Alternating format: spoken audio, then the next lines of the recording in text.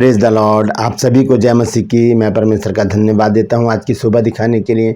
एक और दिन परमेश्वर ने हमारे जीवन में जोड़ दिया। हम परमेश्वर को कोटि कोटि धन्यवाद दें। एक नया संदेश लेकर मैं पास्टर राजमसी आपके सम्मुख उपस्थित हूं और आपने देखना शुरू किया है मेरा यूट्यूब चैनल जिसका नाम है ब्रदर राजमसी। मैं आपसे निवेदन करता हूं, यदि अभी तक आपने मेरे चैनल को सब्सक्राइब नहीं किया तो अभी सब्सक्राइब कर लीजिए। बेल आइकन को दबाइए ताकि नोटिफिकेशन आपके पास पहुंचे। नया वीडियो, नई जानकारी बिना व्यवधान बिना रुकावट आपके पास पहुंच जाए। मेरे वीडियोस को लाइक कीजिए और शेयर कीजिए और कमेंट्स बॉक्स में आकर मुझसे ज़रूर बातचीत कीजिए। Praise the Lord. आज का संदेश है प्रभु यीशु मसीह की 7 वाणियों के ऊपर, क्योंकि अब जो समय बीतता जा रहा है तो गुड फ्राइडे बहुत करीब आ रहा है और मुझे लगता है शायद अगले महीने की 3 तारीख को गुड फ्राइडे है, 3 अप्रैल को 2026। तो यीशु मसीह ने वहाँ पर 7 वचन कहे, क्रूस पर 7 वचन कहे। और एक परंपरा है कि हर गुड फ्राइडे पर कांग्रीगेशन में से, चर्च में से लोगों को पास्टर जी वचन बोलने के लिए देते हैं कि इस वचन पर आप बोलना, इस वचन पर आप बोलना, या चॉइस ले लेते हैं कि कौन किस वचन पर बोलना चाहता है। तो बहुत से लोग मेरे पास मैसेजेस करते हैं, कॉल करते हैं और पूछते हैं कि कहते हैं कि सर या पास्टर जी हमें बताइए इस वचन पर मुझे चर्च में बोलना है गुड फ्राइडे पर, थोड़ा सा खुलासा कर दीजिए। तो मैंने तो कई बार इन्हीं वचनों पर वीडियो बना रखी हैं अपने चैनल पर और आप उस मेरे टाइमलाइन में देख सकते हैं। अगर आपको कोई भी मैसेज चाहिए तो उसे सर्च करें मेरे टाइमलाइन में। जैसे कि मान लीजिए आपको पहला वचन बोलना है, हे पिता इन्हें क्षमा कर क्योंकि जानते नहीं क्या कर रहे हैं, तो वो लिखिए आप पहला वचन और आप सर्च करेंगे और मेरा वीडियो आपके सामने आ जाएगा, उसे देखिए, क्योंकि कई बार मैं इन वीडियो को बना चुका हूं। तो आज मैं पूरे 7 वचन का थोड़ा सा रहस्य आपके सामने रखूंगा कि पूरी घटना, क्रूस पर लटके हुए हैं यीशु मसीह और वो वहाँ पर से 7 वचन बोल रहे हैं और वो पूरी घटना को किस तरह से एक माला में पिरोया गया है, किस तरह से वो एक कहानी बन गई है, क्रूस की कहानी बन गई है, क्रूस की कथा बन गई है, वो आज हम जानेंगे। ये रहस्य है 7 वचनों का रहस्य, क्रूस के 7 वचनों का गहरा रहस्य है। तो आज इस विषय पर जानेंगे, बने रहिएगा मेरे साथ, क्योंकि मैंने इसको कागज़ पर लिखा है, मैं आपको पढ़कर बताऊंगा, हम वचन से भी पढ़ेंगे। तो आइए हम आगे चलते हैं। मैं आपको बताता हूं आज का सवाल क्या है। आपको बताना है कि यशायाह 53 अध्याय किसके विषय में लिखा गया है। जानते हैं तो कमेंट्स में लिख दीजिए, नहीं तो डिस्क्रिप्शन में आपको इस सवाल का जवाब मिल जाएगा। आइए छोटी सी प्रार्थना करते हैं, उसके बाद आज के वचन में चलेंगे। प्रभु जी मैं धन्यवाद देता हूँ आज की सुबह दिखाने के लिए और विनती करता हूँ प्रभु आज के वचन को भी शेयर करने में हमारी मदद सहायता कर। मेरे होठों को, मेरे दिल दिमाग को छूकर ब्लेस कर। मेरी आत्मा, मेरा शरीर तेरे ही कब्जे में रहे, ताकि बोलने वाला मनुष्य नहीं बल्कि तेरा आत्मा हो। जो भी गुड़ भेद की बातें आज के वचन में छिपी हैं प्रभु, वो हम पे प्रकट करना, ताकि हम उन बातों को जानें और उन्हीं के अनुसार अपने जीवनों को व्यतीत करने वाले बन सकें। जितने भी लोग इस वचन को देख रहे हैं, सुन रहे हैं, सब पर मैं तेरी आशीष बोलता हूँ। हर एक को आशीषित कर, हर एक की रोग, बीमारी, चिंता, परेशानी को अपने सामर्थ्य नाम के द्वारा दूर कर दें। प्रभु यीशु नासरी के नाम से मांगते हैं, आमीन। Praise the Lord. तो आइए आज के संदेश को शुरू करेंगे। संदेश है कि क्रूस के 7 वचनों का रहस्य है। तो क्रूस के ये 7 वचन केवल शब्द नहीं हैं, ये मसीह जीवन का पूरा रास्ता दिखाते हैं, पूरा एक रास्ता दिखाते हैं, एक राह दिखाते हैं, एक मार्ग हमारे सामने खड़ा करते हैं ये 7 वचन। इसमें क्षमा है, उद्धार है, प्रेम है, पाप की कीमत पता चलती है और मानवीय पीड़ा, मतलब मनुष्य को जो पीड़ा यीशु मसीह ने सही है वो है, जीत है और पूर्ण समर्पण है इन 7 वचनों को। तो हम सबसे पहले देखेंगे क्रूस पर कहे गए जो वचन है यीशु मसीह के द्वारा कहे गए। सबसे पहला वचन है लूका रचित सुसमाचार उसका 23 अध्याय और उसका 34 पद। देखिए यहाँ पर क्या लिखा है। लिखा है कि हे पिता इन्हें क्षमा कर क्योंकि ये जानते नहीं कि क्या कर रहे हैं, और उन्होंने चिट्ठियाँ डालकर उसके कपड़े बांट लिए। ये वचन हमको बताता है कि सच्चा मसीह जीवन माफ़ी से शुरू होता है। सच्चा मसीह जीवन माफ़ी से शुरू होता है। यीशु मसीह क्रूस पर लटके हुए हैं, लोगों ने उनके साथ क्या नहीं किया। लंबी लंबी कीलें उनके हाथों में, पैरों में ठुकी हुई हैं, काठ के ऊपर ऐसे लटके हुए हैं यीशु मसीह, और यहाँ पर कांटों का ताज उनके डाला गया है, और इतने लंबी लंबी कीलें हैं उसमें ताज में। वो जब उनको सर पे रखा गया तो कीलें उनके अंदर घुसी हैं सर पे, और बहुत कोड़े मारे गए उनको। तो वहाँ पर ऐसी पीड़ा में भी प्रभु यीशु मसीह क्या कर रहे हैं? क्षमा कर रहे हैं। तो मसीहत का पहला रास्ता जो है, मसीहत का पहला कदम जो है, या हम कह सकते हैं मसीहत का जो अल्फ़ाबेट है उसका पहला वर्ड है माफ़ी। मसीहत का पहला शब्द है माफ़ी। तो माफ़ी से ही ये सारी बातें शुरू होती है। अगर यीशु मसीह हमें माफ़ नहीं करते तो हमारा मसीही सफ़र जो है वो शुरू ही नहीं होता। हम पाप में ही पड़े रहते और उसी में हम ख़त्म हो जाते। उसने हमें माफ़ किया, हमारा सफ़र शुरू हुआ माफ़ी से। यहाँ पर भी क्रूस की कथा का पहला शब्द माफ़ी से शुरू होता है। यीशु मसीह यहाँ पर कहते हैं कि हे पिता, इन्हें क्षमा कर, क्योंकि ये जानते नहीं कि ये क्या कर रहे हैं। क्या कर रहे थे वो लोग? उन्होंने एक परमेश्वर के पुत्र के ऊपर लांछन लगाए, मारा पीटा, और उन्हें आखिर में क्रूस पर लटकाकर मौत के घाट उतार दिया। तो माफ़ी से शुरू होती है। जिसके जीवन में क्षमा नहीं है, अगर आप मसीही हैं और आप मसीही होने का दावा करते हैं, और अगर आपके जीवन में माफ़ी नहीं है, देखिए माफ़ी मांगना तो बहुत आसान बात है। लोग कहते हैं सॉरी, छोटा सा शब्द कह दिया, सॉरी कह दिया और आगे निकल गए। लेकिन माफ़ करना बहुत बड़ी बात है, बहुत बड़ी बात है। माफ़ी करना, माफ़ी मांगना इतनी बड़ी बात नहीं है जितनी बड़ी बात है माफ़ कर देना। जा, मैंने भी तुझे माफ़ किया। दोस्तों, हमें भी माफ़ करना सीखना चाहिए। जब हम माफ़ करना सीखेंगे तभी परमेश्वर भी हमारे अपराधों को क्षमा करेगा। जिस तरह से प्रार्थना में प्रभु यीशु मसीह ने चेलों को सिखाया कि यदि जिस तरह हम अपने अपराधियों को क्षमा करते हैं, तू भी हमारे अपराधों को क्षमा कर। तो पहला कदम क्या है? माफ़ी। अगर आपके मन में किसी के प्रति कोई भी द्वेष है और ऐसी बातें हैं, गुस्सा है, क्रोध है, तो आज उसे माफ़ कर दीजिए और बोल दीजिए, प्रभु उसे माफ़ कर और मैंने भी उसे माफ़ किया। माफ़ करना सीखिए, क्योंकि ये मसीहत की एक पहचान है। बहुत साल पहले क्या हुआ था, ग्राहम स्टेन्स जो उड़ीसा में थे, 2 बच्चों के साथ अपनी जीप में बैठे थे, और वहाँ पर एक दारा सिंह नाम का व्यक्ति आया कुछ लोगों के साथ, और उसने आग लगा के उन तीनों को मार डाला। माफ़ कर दिया उनकी वाइफ ने उन लोगों को, कुछ नहीं कहा कि मुझे नहीं चाहिए कि इनको कोई सज़ा मिले, मैंने उनको माफ़ किया। तो इस खतरनाक विभत्स घटना का भी हम जिक्र अगर करते हैं तो हमें माफ़ी का शब्द एक नज़र आता है, क्योंकि मसीहत की पहचान ही माफ़ी है। Praise the Lord. तो माफ़ करना सीखें, पहली बात। दूसरा जो वचन है वो है क्रूस लूका रचित सुसमाचार 23 अध्याय और उसका 43 पद। क्रूस पापी का भी उद्धार करती है। क्रूस की कथा आज हम जान रहे हैं, उसके रहस्य जान रहे हैं। पहली बात हमने जानी है कि क्रूस हमें क्षमा करना सिखाती है, और दूसरी बात है कि क्रूस जो है वो पापी को भी उद्धार देती है। यहाँ पर एक डाकू का जिक्र है, और दोनों डाकू हैं, यीशु मसीह के इर्द गिर्द जो हैं वो लटकाए गए हैं। तो दोनों आपस में बातचीत कर रहे हैं। यीशु मसीह के ऊपर जो एक है वो कह रहा था, अगर तू परमेश्वर का पुत्र है तो खुद बच, हमें भी बचा ले। तो दूसरा वाला जो था उसने कहा, तू कैसी बातें कर रहा है, हम तो अपने कर्मों की सजा पा रहे हैं, लेकिन इसने तो कोई भी अनुचित काम नहीं किया। और फिर उसने यीशु मसीह से कहा कि हे यीशु, जब तू अपने राज्य में आए तो मेरी सुधि लेना। यीशु मसीह ने क्या कहा?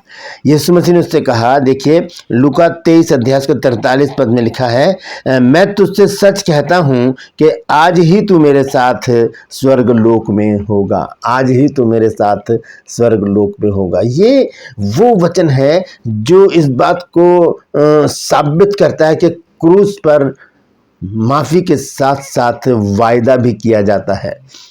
क्रूस हमारे साथ तो वायदा बांधती है। एक डाकू जिसने जीवन भर पाप किया, मर्डर किए, हत्याएं की, चोरी चकारी, पता नहीं क्या क्या किया होगा उसने, ऐसा पापमय जीवन उसने जिया।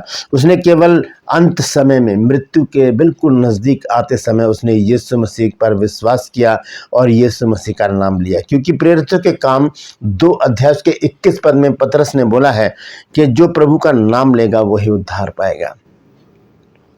तो इसने सबसे पहले यीशु मसीह का नाम लिया। इसने कहा, हे यीशु। फिर कहा, जब तू अपने राज्य में आए तो मेरी सुधि लेना। तब यीशु मसीह ने से वायदा किया कि आज ही तू मेरे साथ स्वर्ग लोक में होगा। तो ये हम देखते हैं कि यहाँ से क्रूस पर से पापी का भी उद्धार हो जाता है। क्रूस एक ऐसी कथा है जहाँ से बड़े बड़े काम हुए हैं। पहला काम क्या हुआ? माफ़ी हमने सीखी है। यीशु मसीह इतना टॉर्चर होने के बाद भी वो माफ़ कर रहे हैं। दूसरी बात, एक डाकू को कह रहे हैं आज ही तो मेरे साथ स्वर्ग लोक में होगा। एक वायदा कर देते हैं प्रभु यीशु मसीह। तीसरा जो वचन है प्रभु यीशु मसीह का, वो प्रेम को दर्शाता है, प्रेम और जिम्मेदारी को दर्शाता है। हम देखते हैं इसको यूहन्ना रचित सुसमाचार उसका 19 अध्याय और उसका 26 और 27 पद। यहाँ पर लिखा है कि यीशु ने अपनी माता और उस चेले को जिससे वह प्रेम रखता था पास खड़े देखकर अपनी माता से कहा, हे नारी, देख ये तेरा पुत्र है। तब उस चेले से कहा, ये तेरी माता है। और उसी समय से वह चेला उसे अपने घर ले गया। यहाँ पर चेला है, प्रभु यीशु मसीह हैं और मरियम है। तो ये जिम्मेदारी को दर्शाता है। यीशु मसीह ने अपनी जिम्मेदारी पूरी की। उसे पता था कि मैं तो अब चला जाऊंगा, लेकिन मरियम को कौन देखेगा। तब यूहन्ना को नियुक्त किया यीशु मसीह ने मरियम के लिए। तो क्रूस से प्रेम और जिम्मेदारी का भी संदेश हमारे पास आता है। हमें सिखाता है कि हम अपनी जिम्मेदारियों को पूरा करें। हम अपने माता पिता का आदर करते हुए उनके प्रति जिम्मेदारियों को निभाएं। और जब यीशु पीड़ा में थे, यीशु मसीह दर्द में थे, दुख में थे, उस समय तब भी उन्होंने अपनी माता की चिंता की कि मेरे बाद ये कैसे जिएगी, क्योंकि वो बहुत बिलख बिलख के रो रही थी। और यीशु मसीह तो मनुष्य देह में थे।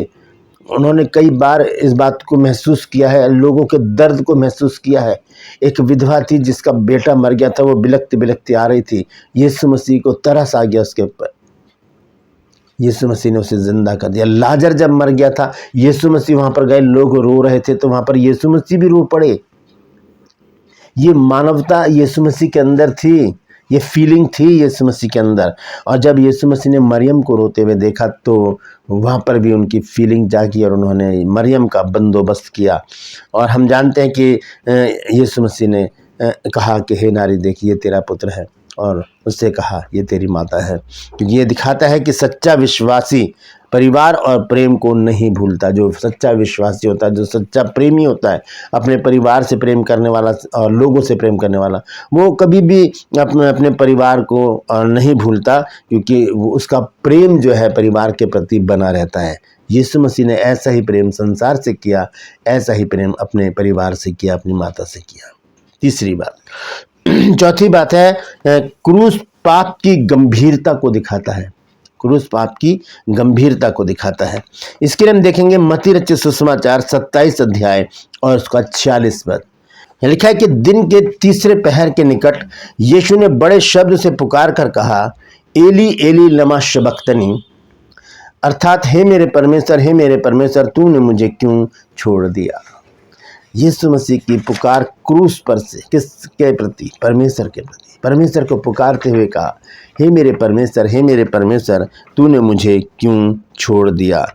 यहाँ पर हम देखते हैं कि उस समय यीशु ने सारी मानवता के पापों का बोझ जो है अपने ऊपर उठा रखा था, और उस बोझ को लादे हुए वो क्रूस पर लटके हुए हैं, और वहाँ से परमेश्वर से प्रार्थना करते हैं, कहते हैं, हे मेरे परमेश्वर, तूने मुझे क्यों छोड़ दिया। परमेश्वर कभी किसी को छोड़ता नहीं है। बाइबल हमें बार बार बताती है, परमेश्वर कहता है कि मैं तुझे कभी ना छोड़ूंगा, मैं ना तुझे कभी त्यागूंगा। लेकिन यीशु मसीह को थोड़ी देर के लिए छोड़ना पड़ा, मेरे और आपके पापों के छुटकारे के लिए, ताकि यीशु मसीह को उस कुर्बानी को देने में कोई दिक्कत ना आए। ये क्रूस की कथा है दोस्तों। मैंने आपको अभी 4 पॉइंट बता दिए हैं। 5वां वचन है, मैं प्यासा हूँ। हम देखते हैं क्रूस हमें बताता है कि यीशु हमारे दुख को समझते हैं। वो जानते हैं कि हमारे पास प्यास भी है, हमारे पास दुख भी है, हमारे पास चिंताएं भी हैं, परेशानी भी हैं, क्योंकि वो मानव शरीर में थे तो उन्हें प्यास लगी। तो यूहन्ना रचित सुसमाचार 19 अध्याय और उसका 28 पद, यहाँ लिखा है कि इसके बाद यीशु ने यह जानकर कि सब कुछ पूरा हो चुका है, इसलिए कि पवित्र शास्त्र की बात पूरी हो, कहा मैं प्यासा हूँ। प्रभु यीशु मसीह ने क्या कहा कि मैं प्यासा हूँ। यहाँ से हम देखते हैं इस रहस्य, इस वचन का जो रहस्य है, यीशु मसीह केवल परमेश्वर ही नहीं, हमारी तरह दुख सहने वाले मनुष्य भी थे। इसीलिए यीशु मसीह को 2 नामों से गॉस्पेल में पुकारा गया है, मनुष्य का पुत्र और परमेश्वर का पुत्र। मनुष्य का पुत्र यानी कि उसके अंदर मनुष्यत्व के गुण थे। वो प्यास भी लगती थी, भूख भी लगती थी, थक भी जाते थे, सोते भी थे, व्याकुल भी होते थे। और दूसरा जो है नाम परमेश्वर का पुत्र, यानी कि उसमें परमेश्वरत्व के गुण थे। वो पानी पर चलते थे, आंधी पानी को डांट देते थे, जो कटे हुए कान को जोड़ देते थे। ये परमेश्वरत्व के गुण हैं। तो ये 5वां पॉइंट मैंने आपको बताया। 6ठा पॉइंट है कि क्रूस हार नहीं बल्कि जीत है, विजय है। क्रूस परास्त नहीं हो जाता, वहाँ पर सब कुछ समाप्त नहीं हो जाता। वो एक नई शुरुआत है, वो न्यू बिगिनिंग है, वो एक जीत है, विजय है, एक विनिंग पॉइंट है हमारे लिए। हम देखेंगे यूहन्ना 19 अध्याय के 30 पद में क्या लिखा है। लिखा है, जब यीशु ने वह सिरका लिया तो कहा पूरा हुआ, और सिर झुकाकर प्राण त्याग दिए। क्या कहा? पूरा हुआ। इसका अर्थ बहुत गहरा है। इसका मतलब था कि पाप का दाम चुका दिया गया है। मैंने पैसे दे दिए हैं, मैंने दाम चुका दिया है, अब ये मेरे हैं। हम लेकर पाले हुए लोग हैं। शैतान को अपना प्राण देकर प्रभु यीशु मसीह ने पूरा दाम चुकाया, और हम देखते हैं कि उद्धार का काम पूरा हो गया था। यीशु मसीह किस लिए आए थे? उद्धार के लिए। यीशु मसीह का पहला आगमन ही मनुष्य के उद्धार के लिए था। अब दूसरा आगमन मनुष्य के न्याय के लिए होगा। तो ये 6ठा पॉइंट था। आखिरी पॉइंट है, क्रूस पूरा समर्पण सिखाती है। पूरा समर्पण, सर से लेके पांव तक नतमस्तक, दंडवत करते हुए, समर्पण करते हुए परमेश्वर के करीब रहना। हम देखेंगे लूका रचित सुसमाचार 23 अध्याय और उसका 46 पद। यहाँ पर इस प्रकार से लिखा है कि यीशु ने बड़े शब्द से पुकार कर कहा, हे पिता, मैं अपनी आत्मा तेरे हाथों में सौंपता हूँ, और यह कहकर प्राण छोड़ दिए। हे पिता, मैं अपनी आत्मा तेरे हाथों में सौंपता हूँ। उसके बाद यीशु मसीह ने अपने प्राण दे दिए। मसीह जीवन का सबसे बड़ा रहस्य है परमेश्वर को पूरा जीवन समर्पित कर देना। जो सफ़र माफ़ी से शुरू होता है वो समर्पण पर आकर समाप्त हो जाता है। जब हम पूरा सरेंडर कर देते हैं और कहते हैं, हाँ प्रभु, मैं पापी हूँ, मैं अपने आप को समर्पित करता हूँ, सरेंडर करता हूँ, और आज के बाद मेरा जीवन मेरा नहीं, वो तेरा जीवन है। दोस्तों, ये 7 प्रकार की बातें जो यीशु मसीह ने क्रूस पर कहीं, ये बड़े रहस्य की बातें हैं। इन 7 बातों को मैं एक बार फिर से आपको रिपीट कर देता हूँ। क्षमा, उद्धार, प्रेम, पाप की कीमत, मानवीय पीड़ा, विजय और संपूर्ण समर्पण। ये संपूर्ण समर्पण हम करते हैं। ये क्रूस की कथा है दोस्तों।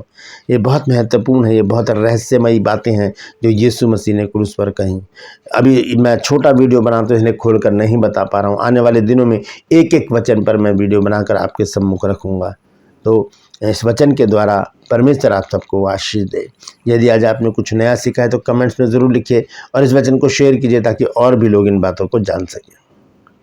ट्रूपर्स में आज का सवाल है आपको बताना कि यशाया 53 अध्याय किसके विषय में लिखा गया है। जानते हैं तो कमेंट्स में लिख दीजिए, नहीं तो डिस्क्रिप्शन में आपको इस सवाल का जवाब मिल जाएगा। मैं आपसे निवेदन करता हूं, यदि अभी तक आपने मेरे चैनल को सब्सक्राइब नहीं किया तो अभी सब्सक्राइब कर लीजिए, बेल आइकन को दबाइए ताकि नोटिफिकेशन आपके पास पहुंचे। नया वीडियो, नई जानकारी बिना व्यवधान, बिना रुकावट आपके पास पहुंच जाए। मेरे वीडियोस को लाइक कीजिए और शेयर कीजिए, और कमेंट्स बॉक्स में आकर मुझसे ज़रूर बातचीत कीजिए। Praise the Lord. आज के लिए बस इतना ही। फिर मिलूंगा एक नए संदेश के साथ, एक नया वीडियो लेकर। तब तक के लिए मुझे इजाज़त दीजिए, लेकिन अपना और अपनों का ख्याल रखिए, और इन 7 वचनों पर मनन कीजिए और सोचिए कि इस क्रूस की कथा में क्या बातें छिपी हुई हैं। Praise the Lord. परमेश्वर आप सबको आशीष दे।